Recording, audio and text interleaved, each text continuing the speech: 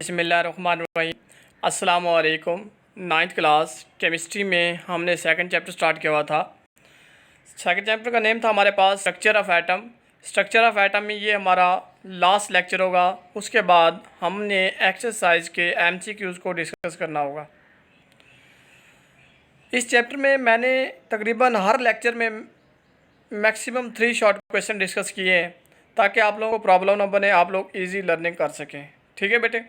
काम पढ़ाने का टारगेट ये होता है कि स्टूडेंट साथ साथ अपना काम नीट कॉपीज़ पे भी राइट करते जाएं और अच्छी तरह लर्निंग भी करते जाएं। इसलिए आप लोगों को पैचेस में पढ़ाया जाता है, 3 शॉर्ट क्वेश्चन दिए जाते हैं ताकि आप लोगों की ईजी लर्निंग भी हो जाए और रिटन वर्क भी कंप्लीट हो जाए। ठीक है बेटे। मैं उम्मीद करता हूँ कि आप लोगों ने सेकेंड चैप्टर को साथ साथ ही लर्निंग और रिटन वर्क किया होगा। ठीक है बेटे। नेक्स्ट लेक्चर जो हमारा होगा वो होगा हमारा एमसीक्यूज़। आज इस लेक्चर में हमने 2 uses of isotopes, radioactive isotopes element को डिस्कस करना है। लास्ट टाइम हमने जो डिस्कस किया था लेक्चर, उसमें हमने 3 यूजेस डिस्कस कर लिए थे। फर्स्ट था हमारे पास radiotherapy, treatment of cancer. Second था tracer of diagnosis and medicine, ठीक है, कि डिटर्मिनेशन के लिए यूज़ किया जाता है। थर्ड था हमारे पास आर्चियोलॉजिकल एंड जियोलॉजिकल। ठीक है बेटे। आर्चियोलॉजिकल और जियोलॉजिकल में 2 शॉर्ट थे। एक था radioactive dating, radioactive isotopes dating, और सेकंड था हमारे पास कार्बन डेटिंग। ठीक है बेटे। Radioactive isotopes dating and carbon dating. आज जो हमने डिस्कस करना है, टेक्स्ट बुक का पेज नंबर वही 40 है। 4 हेडिंग क्या है हमारे पास, chemical reaction and structure determination. अब ये देखें, आप लोगों को मैक्सिमम जो कंसेप्ट होता है बेटे वो हेडिंग से ही हो जाता है। केमिकल रिएक्शन और स्ट्रक्चर डिटर्मिनेशन का क्या मतलब हुआ? मीनिंग ये हुआ कि रेडियो एक्टिव आइसोटोप्स जो होते हैं वो केमिकल रिएक्शन भी टेक पार्ट करते हैं और किसी चीज़ का स्ट्रक्चर भी डिटरमाइन करते हैं। ठीक है बेटे। क्योंकि हम जो डिस्कस कर रहे हैं वो बेसिक रेडियो एक्टिव एलिमेंट को ही डिस्कस कर रहे हैं, उनके फंक्शन को ही डिस्कस कर रहे हैं, उनके यूजेस को ही हम डिस्कस कर रहे हैं। अब ये देखें, यूज़ किस में है? केमिकल रिएक्शन में radioactive isotopes, second structure determination में। Radioisotopes use in chemical reaction to follow a radioactive element during chemical reaction ultimate to determine the structure. जब रेडियो एक्टिव एलिमेंट किसी भी chemical reaction में take part होते हैं तो उस chemical reaction में स्ट्रक्चर डिटरमाइन करते हैं। ठीक है। अगर हम एग्जांपल देखें, हमारे पास कार्बन के आइसोटोप 3 थे, कार्बन 12, 13 एंड 14। ठीक है बेटे। अब ये जो हमारे पास कार्बन 14 है, ये देखें कार्बन 14, ये लेबल होता है कार्बन डाइऑक्साइड बनाता है। कार्बन 14 कार्बन डाइऑक्साइड बनाता है। किस में? यही कार्बन डाइऑक्साइड यूज़ होती है प्लांट में फोटोसिंथेसिस के लिए, और क्या बनता है? ग्लूकोज बनता है।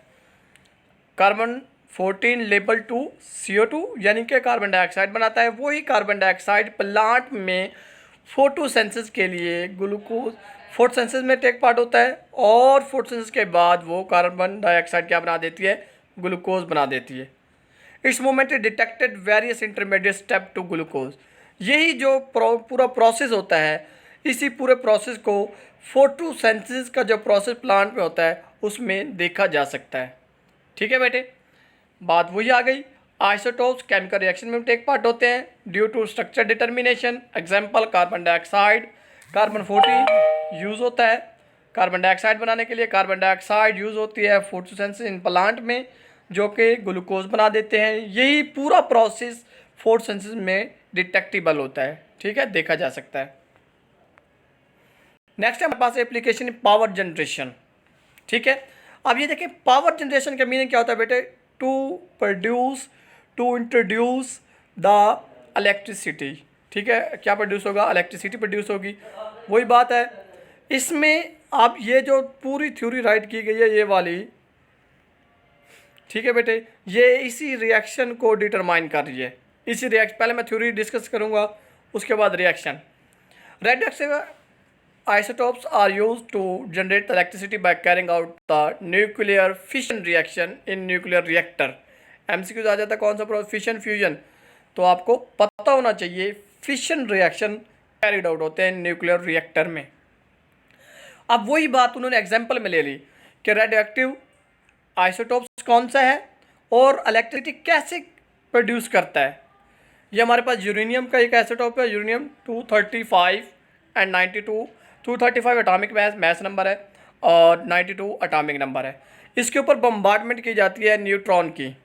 ये न्यूट्रॉन है हमारे पास, इसके ऊपर बम्बार्डमेंट की जाती है। जैसे इसके ऊपर बम्बार्डमेंट की जाती है तो हमारे पास दो रेड एक्टिव एलिमेंट बनते हैं, बेरियम और क्रिप्टॉन। ठीक है बेटे। अब बेरियम के जो मैस नंबर है बेटे वो है हमारे पास 139 और क्रिप्टॉन का 94, और इन दोनों को आप ऐड अप करें तो हमारे पास 232 बनेगा। ठीक है बेटे, क्या बनेगा 232, और 3 रह गया हमारे पास मैस नंबर, वो 3 न्यूट्रॉन होंगे। ओके बेटे। अब 92 को इक्वल करते हैं, ये सॉरी बेटे ये 235 प्लस 1 236 हो गया, 139 और 94 को ऐड करोगे 233 हो गया, और ये 3 आइसोटोप्स बाकी रह गए।